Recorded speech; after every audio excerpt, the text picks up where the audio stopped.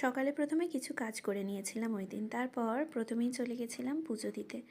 কাকুকে বলেছিলাম পশুপতিনাথজির জন্য একটা মালা আনতে। এই পশুপতিনাথজির ফ্রেমটা না আমাকে পাপা মামনি দিয়েছিল, জানো তো, আগের বছর যখন এসেছিল। মালাটা না, আগের যে মালাটা ছিল সেটা একটু খারাপ হয়ে যেতে কাকুকে বলেছিলাম একটা নতুন মালা এনে দিতে। তো কাকু এনে দিয়েছিল। এই যে মালাটা দেখো, পরিয়েও দিয়েছি। মিডিলে ব্রেকফাস্ট করে টেবিলে রেখে আমি পুজোটা দিতে শুরু করেছিলাম। হাজব্যান্ডকে বলেছিলাম একটু ওয়েট করতে, আমি পাস্তাটা বানিয়েছি, পুজোটা দিয়ে দুজনে একসাথে খাবো। কিছুটা ভেজিটেবলস, চিজ, এগ সবটা দিয়ে পাস্তাটা বানিয়েছিলাম। কাকু ফুলের মালা এনে দিয়েছে, আমি আমার পুজো করে নিজেদের মতো ব্রেকফাস্টটা করে নিয়েছিলাম। কারণ মিড অফ দ্য টাইম আধভিক ঘুমোচ্ছিল। এই পাস্তাটা না কিছুদিন আগেই নিয়ে আসা হয়েছে ব্রেকফাস্টের জন্য। অনেক কিছুই ভেবে আগে থেকে বাড়িতে রাখা হয়। এটা না কিছুটা ঝিনুকের মতো দেখতে, জানো তো। সুন্দর একটা সকাল কেটেছিল। আধভিককে মিডিলে খাইয়ে ওর সব কিছু প্রিপারেশন রেডি করেছিলাম ফর বাথিং।